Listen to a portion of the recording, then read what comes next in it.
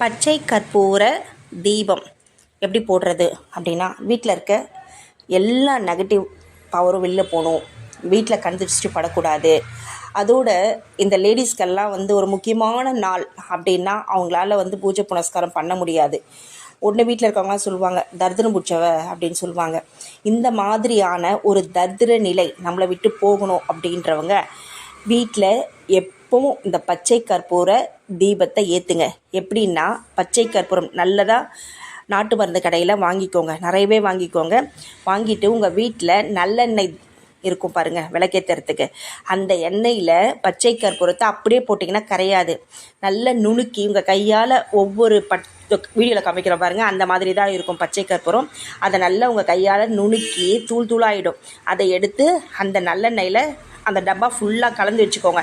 நிறையவே போட்டுக்கோங்க, நிறையவே தூள் பண்ணி போட்டுட்டு கலந்து வச்சுட்டு நீங்கள் ஒவ்வொரு வாட்டியும் அகலில் தீபம் ஏற்றினாலும் சரி, குத்து விளக்கில் தீபம் ஏற்றினாலும் சரி, நீங்கள் நல்ல குலுக்கிட்டு அந்த நல்லெண்ணெயும் அதாவது பச்சை கற்பூரம் கலந்த எண்ணெயில் தீபம் ஏற்றிட்டு வாங்க.